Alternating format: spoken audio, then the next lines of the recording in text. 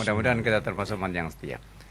Edisi kali ini spesial untuk menjelang yakni Isra wal Mi'raj Nabi Agung Muhammad SAW.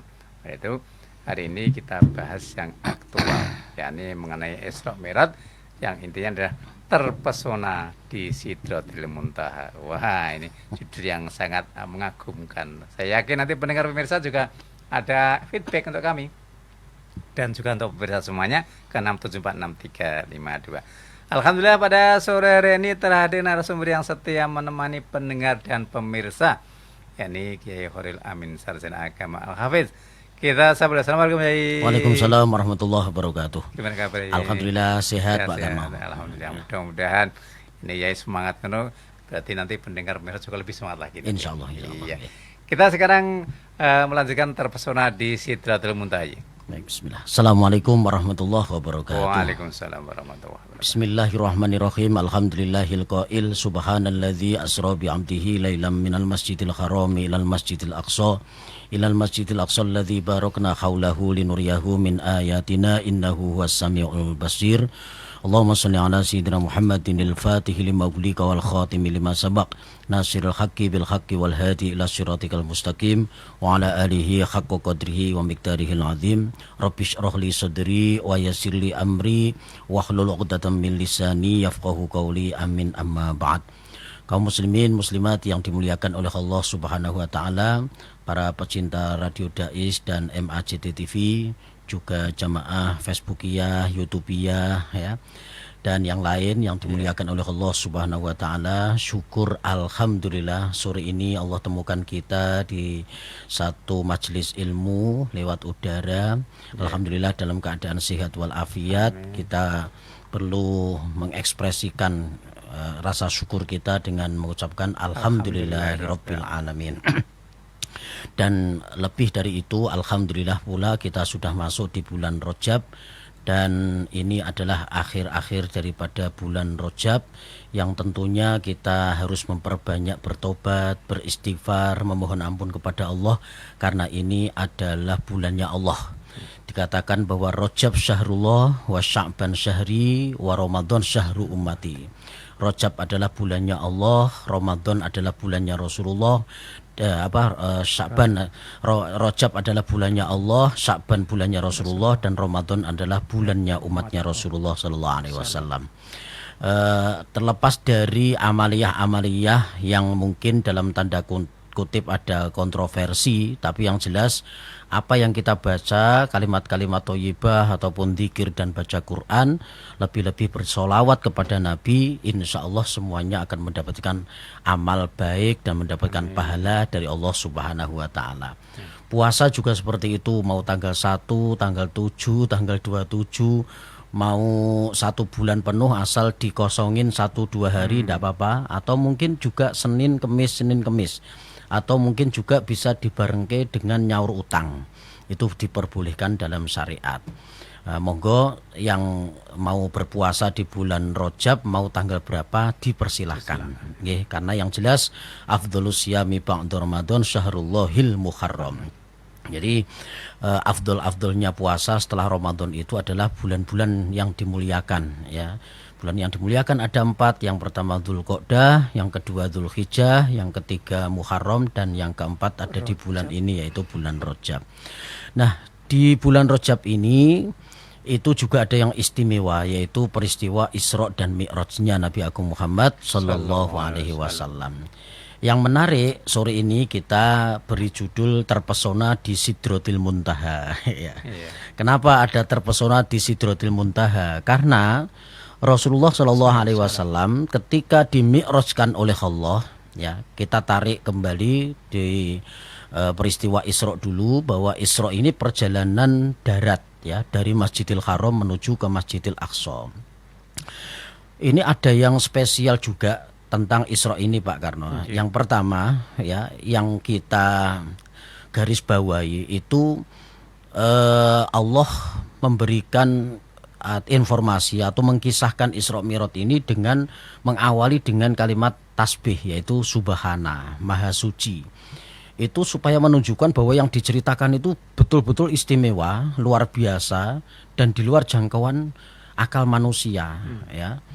Kalau mungkin yang lain itu bisa disaingi dengan sihir, ya misalnya tongkatnya Nabi Musa bisa memakan ular-ularnya tentaranya Fir'aun, nah, gitu ya.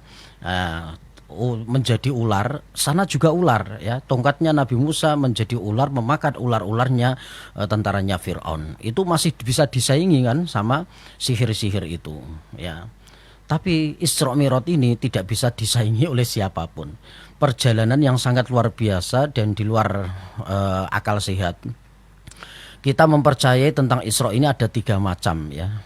Yang pertama, kita mempercayai dengan dengan akidah atau dengan keimanan bahwa Isra Mi'raj ini karena di luar jangkauan dari akal manusia, maka kita harus percaya dengan keimanan kita.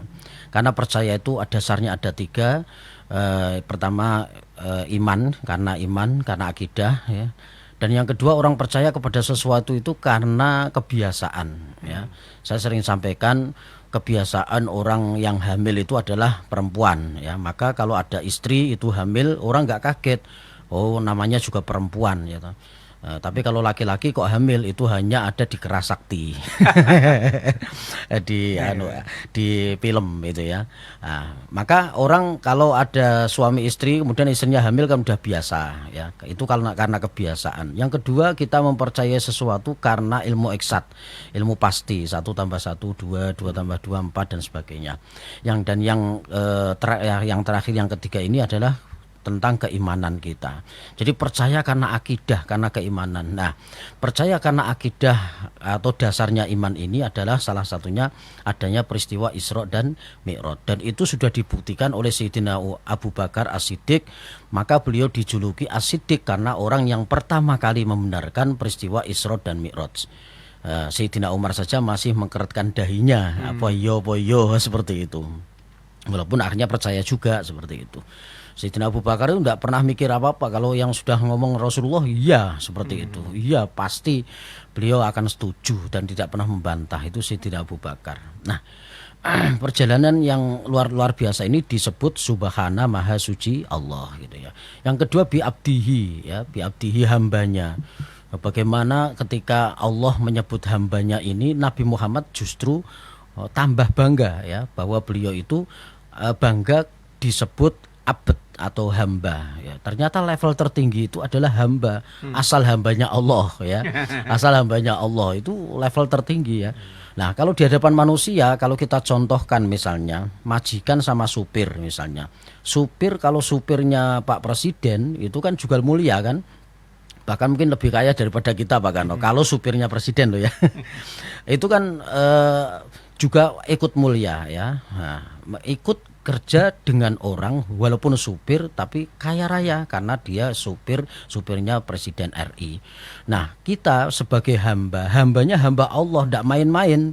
Itu pasti kita akan mulia karena walaupun hamba tapi hamba Allah, bukan hanya hamba harta, hamba kedudukan, pangkat, jabatan, hamba setan dan sebagainya, tapi hambanya adalah hamba Allah. Maka kalau sudah menjadi hamba Allah itu sak mulya-mulyane, itu, ya. Jadi Nabi itu malah menginginkan pangkat hamba ini daripada kenabian, kerasulan dan yang lain. Karena hamba ketika beliau merasakan menjadi hamba itu merasa butuh dengan Allah. Tapi kalau kenabian, kerasulannya itu yang beliau bangga-banggakan itu seakan-akan aku nabi loh, aku rasul loh, kan seperti itu. Tapi kalau hamba itu kan tidak mungkin aku hamba loh seperti itu.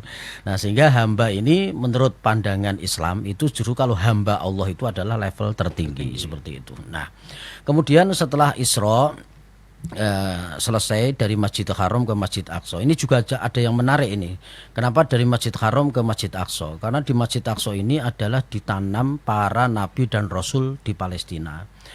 Di Palestina itu ada Masjidil Aqsa yang di sana itu dulunya itu banyak sekali disinggahi para nabi dan para rasul. Itu ada lagunya itu, Palestina negeri para rasul dan para nabi. Itu ada, ya.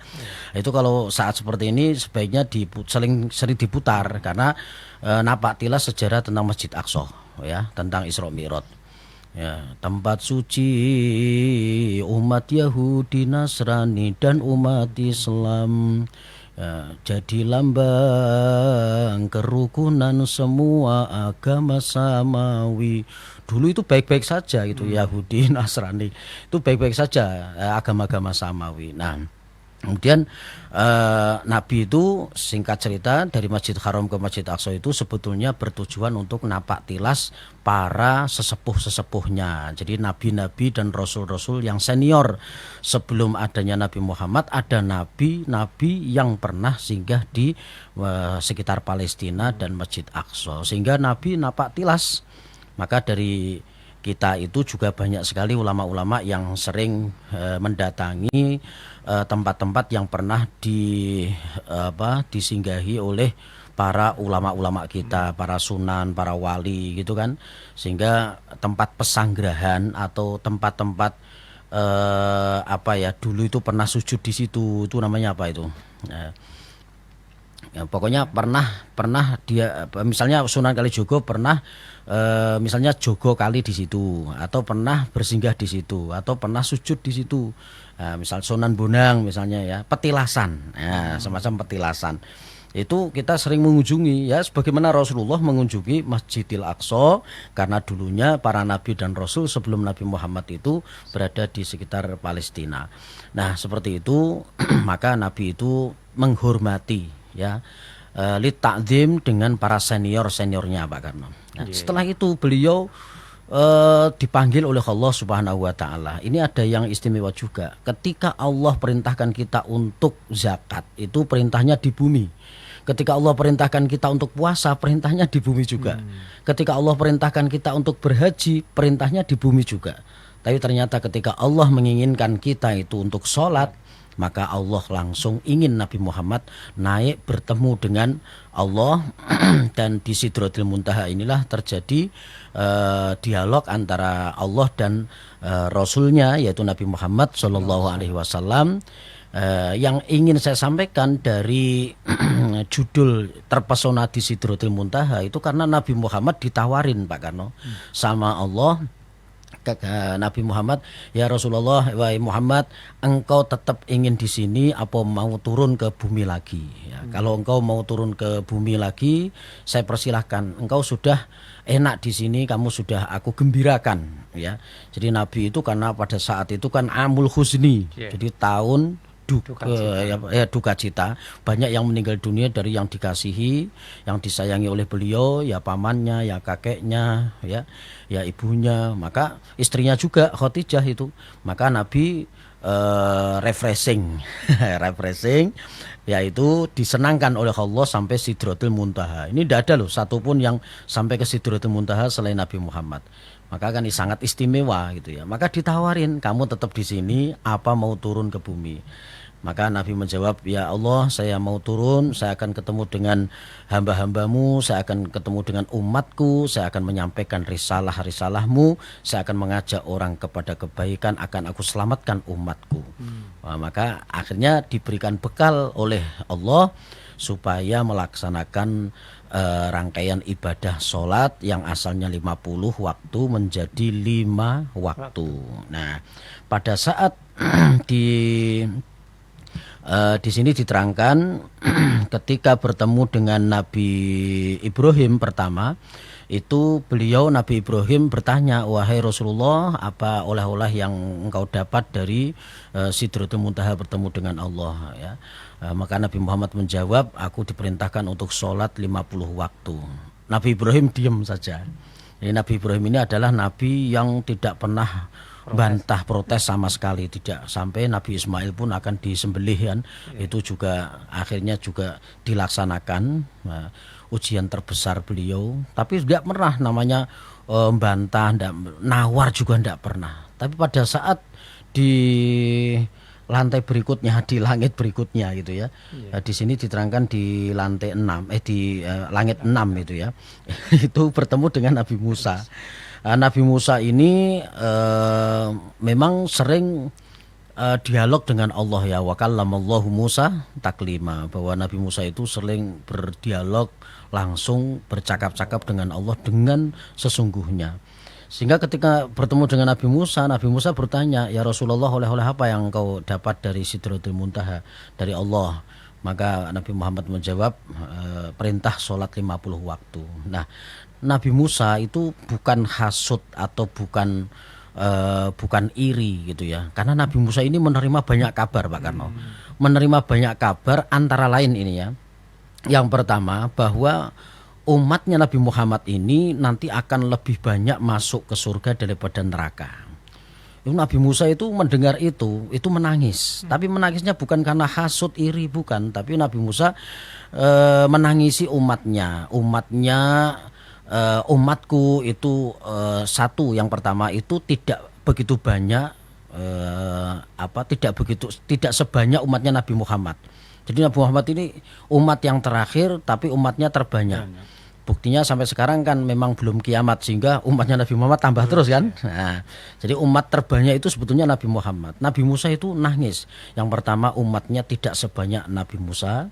Kemudian Nabi Musa menangis karena ternyata umatnya Nabi Muhammad itu yang terbanyak nanti itu adalah masuk ke dalam surga. Nah, Nabi Musa ini bukan iri, bukan hasud, tapi nangisi umatnya seperti itu. Nah, sehingga saking bungae, saking senenge dengan umatnya Nabi Muhammad, beliau itu bertanya, ya, oleh apa? Aku diperintahkan sholat 50 waktu. Sampai Nabi Musa kemudian mendengar kabar seperti itu tuh terkejut, kaget itu ya. Bagaimana mungkin nanti umatmu yang sebanyak itu, yang semakin lama umurnya semakin memendek saja ya sampai sekarang.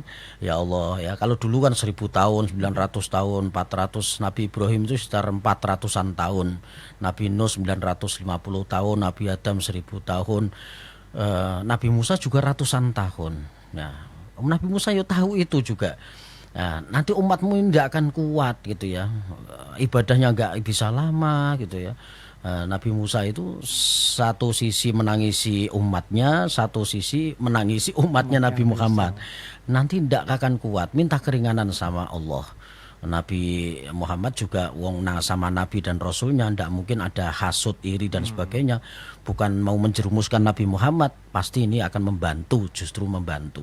Nabi Muhammad akhirnya naik lagi, maka diturunkan nisbahu 5 sampai 5 waktu. 5 waktu ini juga Nabi Musa masih minta supaya Nabi itu naik lagi, tapi Nabi Muhammad sudah merasa malu dan akhirnya sampai sekarang 5 waktu kita laksanakan. Andai kata waktu itu naik lagi, mungkin Allah langsung jawab, ora usah sholat sisan. Barangkali seperti itu. Nah, itu aja kalau saya cerita di anak-anak muda juga akhirnya ngomong, otat mbiyen kok ora munggah meneh wae gitu ya, wis kenaan kowe. Nah, seperti itu. Kenapa terpesona di Sidratul Muntaha? Karena sebetulnya di sana itu menikmati betul ya, tapi ada yang lebih nikmat daripada itu, tanggung jawab yang besar yang nanti akan dipertanggungjawabkan di akhirat, yaitu Nabi Muhammad ingin saking sayangnya kepada umatnya, maka beliau turun di bumi ini untuk apa? Untuk mengajak kepada kebaikan, bersama-sama masuk surganya Allah dengan baginda Nabi Muhammad sallallahu alaihi wasallam. Jadi kesimpulannya, terpesona di Sidratul Muntaha itu adalah Nabi sudah merasa nyaman di Sidratul Muntaha, betul-betul diberikan kabar gembira oleh Allah dengan berbagai macam informasi, sampai Nabi Muhammad itu merasa puas. Ya, yang terakhir ditawarin untuk ke bumi lagi, apa tetap di sana, tapi Nabi Muhammad minta supaya turun ke bumi lagi. Seperti itu, Pak Kano. Iya. Ya, kita dialog sebentar lagi. Yang pertama, kira-kira dibalik apa ya itu? Kok surat kok begitu pokoknya? Artinya semua perintah itu kan diterima di bumi. Tapi surat ini kok luar biasa. Artinya apa itu? Apa ada hal yang ajaib di pasal sholat, gimana ini? Baik, ini menunjukkan bahwa sholat itu adalah ibadah pokok. Ibadah yang pokok. Sehingga gini, as-sholah itu artinya kan as-sholatu huwa doa, kan gitu ya. Jadi sholat itu adalah doa. As-sholatu hiya doa. Sholat itu adalah doa. Dan doa yang terbaik itu ya sholat itu, karena di dalam sholat kan banyak doa kan, Robbi firli warhamni wajiburni warfa'ni warzukni wahdini wa'afini wa'fu anni.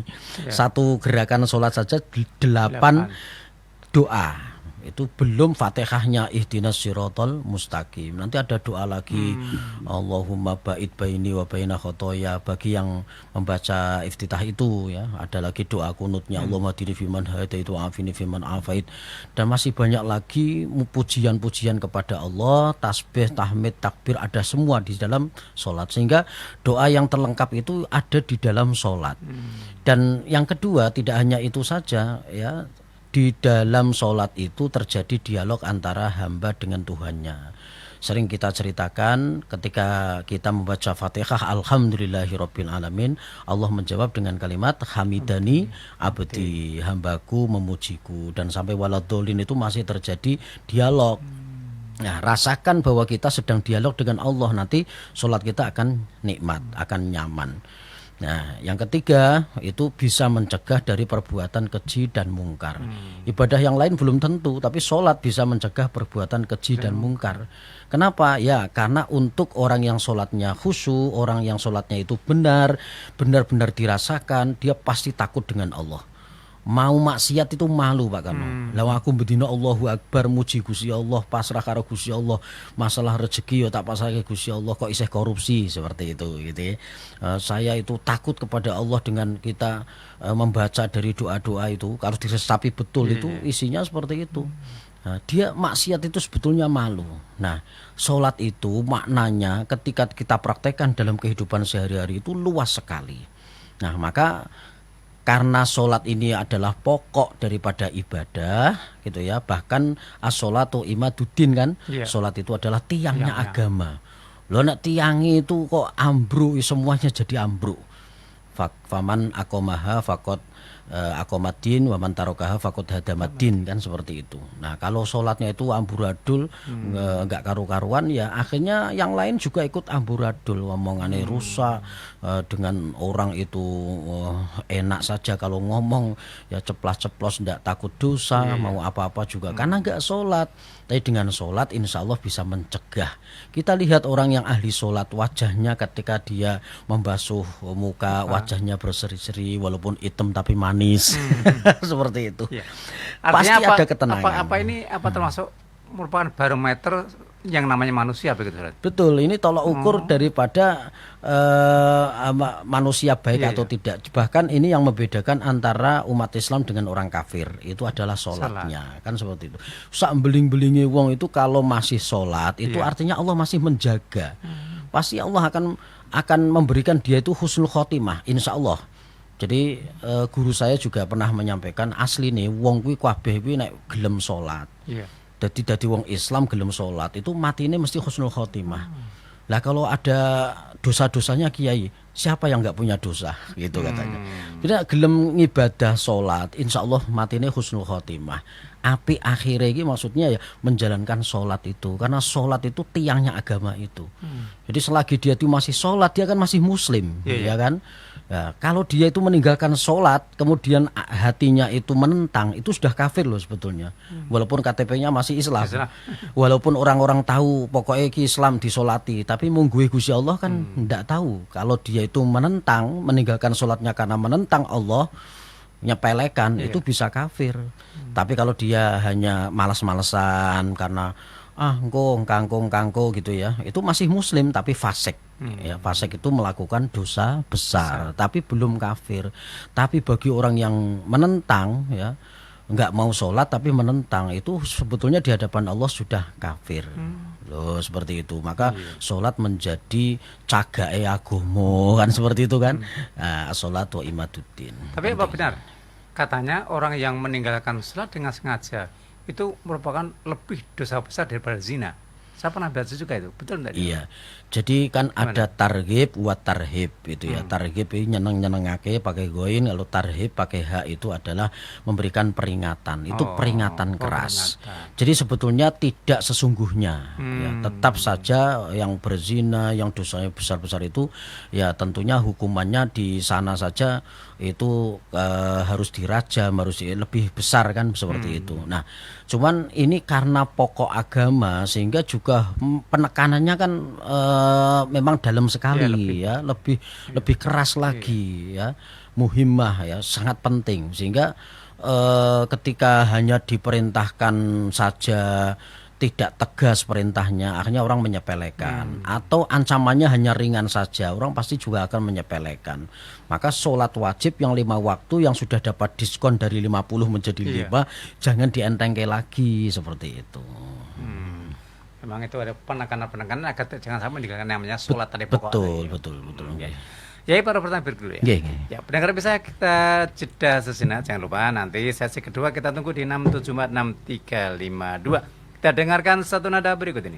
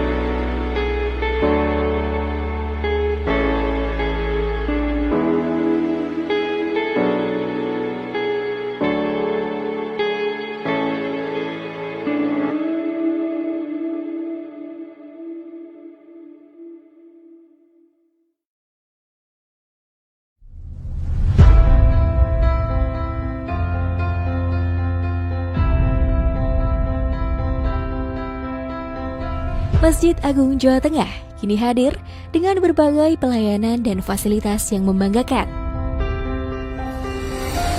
Berdiri di pusat bumi Jawa Tengah, masjid ini semakin kokoh menciarkan ajaran agama Islam, tidak hanya di kancah lokal dan nasional, tapi juga internasional.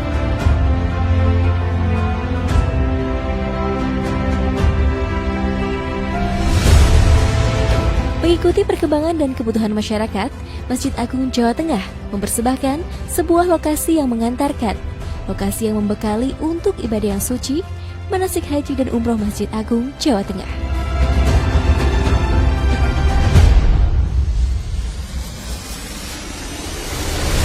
Dilengkapi replika bangunan Ka'bah, Bukit Safa dan Marwah, beserta area manasik yang luas, maka lokasi ini tepat untuk menjadi pilihan Anda melakukan proses manasik sebelum melaksanakan ibadah yang suci. Dengan 2 pintu gerbang utama, sistem keamanan yang sudah modern, area parkir yang luas semakin memudahkan Anda dalam beribadah maupun kenyamanan dan keamanan selama proses manasik berlangsung.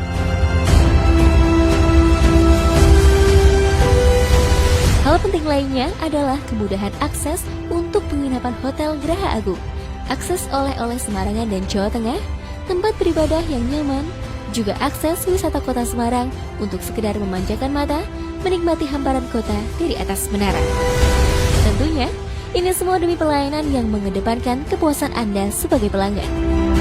Dengan berbagai macam kelebihan tersebut, maka lokasi manasik di Masjid Agung Jawa Tengah layak menjadi pilihan Anda sebelum melaksanakan ibadah yang suci, ataupun untuk proses pendidikan putra-putri kesayangan.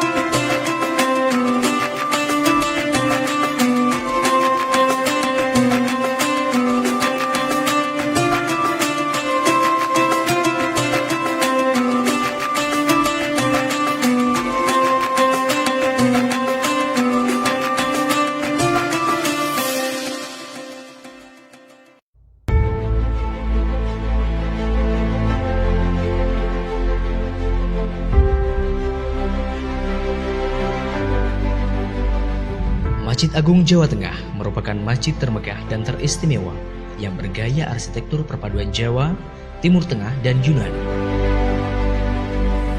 Berdiri kokoh di tanah seluas 10 hektar, masjid kebanggaan masyarakat Jawa Tengah ini menjelma menjadi pusat peradaban Islam modern yang mencerminkan kerukunan antar umat beragama.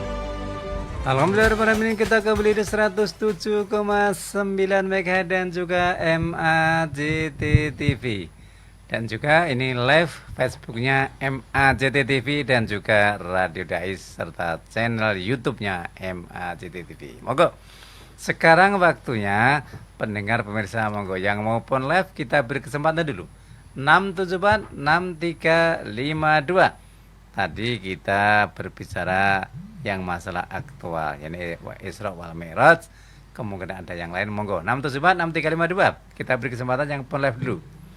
Ya, kalau belum ada, sambil kita nunggu yang pun live, kita baca WA yang sudah masuk dulu. Assalamualaikum Yai. Waalaikumsalam warahmatullahi wabarakatuh. Di Isra Mi'raj itu ada sholat Isra. Pripun nggih pelaksanaan waktune njing napa? Sholat Isra ada ndak? Oh, kalau itu pakai qaf. Isra. Sholatnya sholat isrok. Sholat isrok itu menjelang sholat duha, ya, menjelang duha. Jadi setelah sholat subuh, kemudian sudah terbit, itu sholatnya sholat isrok. Nah, setelah sholat isrok baru disambung dengan sholat duha. Itu berbeda dengan isrok yang ini. Jadi isrok ini pakai hamzah, ya, mata ini hamzah. Isrok. Bukan pakai sin dan bukan pakai qaf, ya. Jadi beda. Jadi beda makna. Kalau Isra itu perjalanan Nabi di waktu malam dari Masjid Haram ke Masjid Aqsa. Secara bahasa ya Isra itu artinya berjalan di waktu malam, seperti itu. Tapi kalau Isrok itu adalah sholat Isrok setelah sholat subuh, setelah terbit matahari. Sebelum duha. Sebelum duha. Seperti itu. Beda, Bapak. Beda, okay.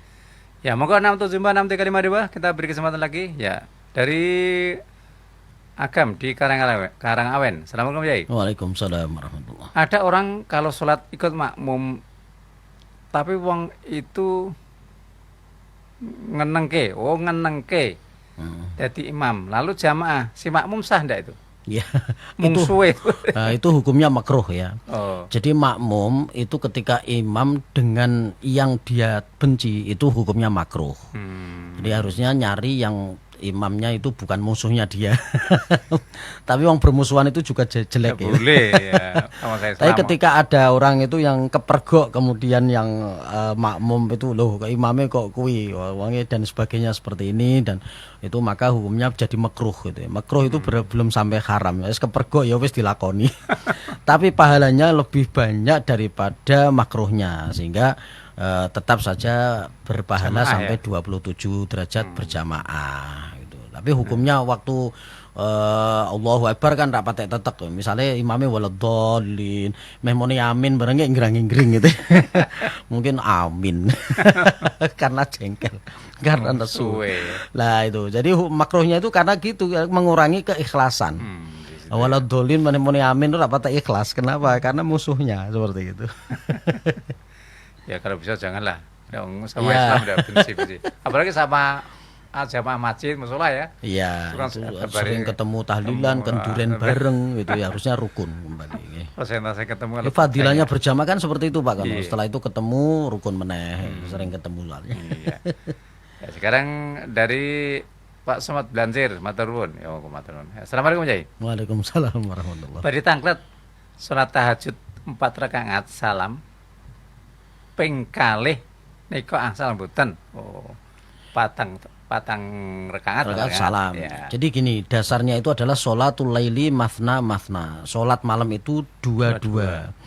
Ya, 2 rakaat salam, 2 rakaat salam. Tapi andai kata kemudian dibuat 4 ya sah saja. Tapi utamanya itu adalah 2 salam, 2 salam. Lagi pula juga kalau 2 salam itu kan enak agak ada istirahatnya. Misalnya 2 rakaat salam, kepengen ngopi, ngopi dulu enggak apa-apa. Setelah itu 2 rakaat salam lagi. Loh, memang ada guru saya tuh dulu itu di Ngilmoni kalau tahajud itu. Jadi bangun Pak Kano itu ke kamar mandi itu nyantai dulu ngopi ya. Jadi misalnya jam 3 bangun pipis gitu ya, terus nggak langsung wudhu, nyantai dulu rokokan. Waktunya habis nanti. Belum rokokan sama ini ngopi itu paling 15 menit. Nah misalnya jam 3 ke jam 3 lebih seperempat kan enggak masalah, masih banyak waktu. Jadi ketika dia daripada tahajud tapi kepikiran wah wayah ngene iki jane enake Wah, dong. enak. Nggone emperan, rokokan ngopi. Lah mendingan ngopi dulu, ngerokok dulu baru tahajud. Ini orang-orang tertentu loh ya, saya tapi tidak menganjurkan, tapi cuman ada yang dingilmuni seperti itu. Nanti sholatnya juga sudah fresh. Ya waktu sholat itu sudah fresh, wis ngopi, wis udut puas gitu ya. Nanti udut lagi setelah subuh. Itu ada yang mudah seperti itu. Nah kalau 2 rakaat salam kan berarti misalnya 2 rakaat salam, kemudian ngopi dulu, nanti 2 rakaat lagi, tidak apa-apa dingilmuni sesuai dengan kesukaan hati, kesenangan hatinya gimana. Itu pernah saya praktekkan ya. Jadi bangun pipis terus ngopi dulu saudutan gitu ya, 1 batang terus sholat itu malah fresh Pak Kano. Oh, gitu. Jadi seakan-akan sudah melakukan kegiatan yang lain. Jadi tidak ayub-ayuben. Tapi bagi yang langsungan ya monggo, tapi ada yang wah aku nek tangi langsung sholat malah ngliyer malah ngantuk meneh dan sebagainya kan. Ya dingilmuni ngopi dulu 1 batang kemudian wudhu terus sholat itu nanti akan fresh enak gitu. Iya. Tapi ini bukan anjuran, ini cerita loh ya. Iya, kita baca lagi. Dari Bu Jamila. Assalamualaikum Yai. Waalaikumsalam warahmatullahi. Katanya ada orang bilang di malam Isra itu ada surat 100 rakaat. Niku pripun iki? Oh ya, jadi bukan sholat seperti yang sholat kita, tapi sholat dalam level yang tinggi ya, dengan para nabi dan rasul itu yang bertemu dengan Nabi Ibrahim, dengan Nabi Musa itu. Bukan umat baginda Rasul. Bukan ya itu dengan Nabi Muhammad juga, cuman belum melibatkan umatnya kan, belum melibatkan keluarga Nabi, sahabat dan umatnya. Ya, ada itu ya, tapi berapa jumlah rakaatnya saya kurang tahu, tapi yang jelas Nabi mengimami sholat pada waktu itu. Keren ya, jadi Nabi yang terakhir tapi ngimami sholat itu ya. Maka Nabi itu menjadi imamul anbiya wal mursalin, pimpinannya Nabi, pimpinannya Rasul, karena pernah memimpin sholat dari berbagai para Nabi dan Rasul itu. Iya. Kita monggo 6746352 waktu tinggal saat monggo dah durasinya. Ya, dari Mbak Wiwit. Assalamualaikum Yai. Waalaikumsalam Ya, warahmatullahi. semoga rahmat Allah menyertai Kiai dan kita semua. Amin. Mau tanya Yai, Nggih. Bagaimana hukumnya memasang foto atau gambar di dalam rumah? Ada beberapa versi. Ada beberapa versi dari ulama, ada yang bolehkan, ada yang enggak membolehkan. Gimana yang penting? Ya, jadi yang tidak diperbolehkan itu kan patung. Ya. Pak. Jadi kalau gambar figura Mbah Kiai Muslih, kemudian Mbah Kiai Hanif Muslih misalnya, Mbah Sunan Kalijogo, Abdul Qadir Jailani atau gurunya para thariqah Gus Dur, Habib Syekh itu boleh, baik yang masih hidup maupun yang sudah meninggal dunia, tidak masalah. Yang tidak diperbolehkan itu memajang ini patung, itu pun juga ada dua versi ya, patung yang memang patung yang ada itu atau patung yang lengkap ya, ada alat kelaminnya, ada bibirnya, ada lidahnya, kan ada patung yang seperti itu lengkap, itu baru tidak boleh. Tapi versi yang kedua, patung itu asal tidak lengkap itu masih diperbolehkan. Kenapa nggak boleh? Kalau patung nanti di yaumul kiamah akan diminta oleh Allah untuk memberi nyawa. Kowe kok latihan gawe makhluk wis kono kayak nyawa jajal seperti itu. Maka kenapa tidak diperbolehkan membuat patung, karena nanti di akhirat justru akan diminta oleh Allah pertanggungjawabannya suruh memberi atau memasukkan nyawa seperti makhluk yang lain, seperti manusia, seperti yang maka tidak boleh kita itu nyaingi Gusti Allah. Mulane nek gawe-gawe kalau pakai tanah atau apa itu jangan lengkap-lengkap gitu ya. Iya, kita sabar dulu ada. Assalamualaikum. Waalaikumsalam warahmatullahi wabarakatuh dari Pak Semarang. Ya, waalaikumsalam warahmatullahi. Dua hal aja karena waktu. Mau minta penjelasan tentang ilmu filosofinya sholat seperti apa. Apakah diartikan misalnya sedekap artinya apa, kemudian ruku sujud artinya apa, diterapkan dari kehidupan sehari-hari atau implementasi. Mohon penjelasannya. Yang kedua, saya pernah mendengar di dalam ilmu tasawuf itu tidak ada gambar-gambar tidak boleh yang bernyawa. Ini apakah benar dalilnya, apakah ada? Terima kasih. Assalamualaikum warahmatullahi wabarakatuh. Waalaikumsalam warahmatullahi wabarakatuh. Ya, gimana kalau filosofi dalam al-salat? Iya, memang ada yang memberikan filosofi, tapi ini otak-atik gathuk ya. Tapi yang jelas begini, jadi semua ibadah itu ada unsur ubudiyah atau ta'abudi, unsur beribadah kepada Allah. Jadi misalnya gini, ada orang yang mengatakan sholat itu menyehatkan. Itu kan hanya alasan yang kesekian, manfaat yang kesekian, itu bonus ya. Orang yang ketika sujud misalnya, sujud itu nanti peredaran darahnya akan lancar, kan seperti itu. Maka sholat menyehatkan. Oke lah. Tapi tidak hanya itu, tapi unsur yang utama adalah ubudiyah, atau karena memang itu perintah untuk beribadah kepada Allah. Nah, bonusnya sholat menjadi sehat karena ketika ruku gitu ya, orang sehat. Ruku itu kalau seperti papan yang lurus gitu ya, itu akan menyehatkan karena orang yang ruku itu biasanya suaranya tulang itu kretek-kretek gitu ya. Itu sebetulnya kayak dipijetin seperti itu. Sujud juga seperti itu. Ada itu di buku-buku diterangkan sholat menyehatkan. Itu kalau sujud itu nanti akan sehat karena darahnya itu akan lancar, melancarkan peredaran darah sampai ke sel-sel dan sebagainya. Nah, tapi nak kesuwen yo nglieng. Nah, filosofinya ada yang kemudian menghitung seperti itu. Misalnya begini ya, itu dalam kesehatan. Tapi dalam urusan yang lain, misalnya dalam akhlak, misalnya ketika Allahu Akbar mengangkat itu kan seperti orang itu minta ampun atau menyerahkan diri kepada Allah. Allah mengangkat ya, akbarnya itu mengatakan bahwa Allah itu yang akbar, kita itu doif. Kemudian kita sedekap itu pun juga karena menghormati sama Allah, takzim dengan Allah. Kalau kita bertemu dengan orang kan biasanya kalau kita nunduk sambil kita itu tangannya seperti ini itu menunjukkan bahwa kita sedang takzim. Kemudian kita ruku pun juga meletakkan kepala itu di bawah, di setengah bawah kan begitu ya. Jadi ruku itu juga termasuk bagian daripada ketundukan kita kepada Allah. Apalagi sujud ya. Sujud itu kepala yang biasanya dimuliakan, sing kalau orang itu nyentuh kepala kita saja kita ngamuk gitu ya. Ternyata kita sungsep ke di tanah yang paling bawah, itu menunjukkan supaya kita itu menjadi orang yang merasa di hadapan Allah itu hina. Saya sering sampaikan surno dobes kudu kroso asor, ino, bodo dan apes. Nah, seperti itu. Itu filosofinya boleh seperti itu, tapi itu yang kesekian. Tapi unsur ibadah yang pertama itu adalah ubudiyah, atau karena hanya semata-mata karena menghambakan diri kepada Allah yang beribadah seperti itu. Yang kedua, bagaimana ilmu tasawuf itu kata masang gambar dan sebagainya tetap tidak boleh. Memang ada yang hati-hati ya. Tadi di awal saya katakan bahwa ada ulama itu yang memang tidak suka memasang di sekelilingnya, di tembok-temboknya itu yang sekiranya itu ada nyawanya ya. Maka kalau foto itu setengah badan saja misalnya seperti itu. Kalau ada celengan jago yo ojo karo komplit-komplite. Jadi hanya pokoknya sekilas gitu ya. Ya, jadi kalau seperti itu, insya Allah kita aman. Ya, nah, itu dikhawatirkan kan nanti di yaumul qiyamah suruh ngasih nyawa, kowe nyanyi aku kayak ono nyawa jajal nah iso. Nah, tapi saya yakin yang majang foto itu justru karena takzim sama yang dipasang. Saya misalnya ngefans dengan Habib Syekh, saya pasang di dinding karena saya senang dengan Habib Syekh. Tidak mungkin kita benci pasang fotonya yang kita benci, tidak mungkin kan.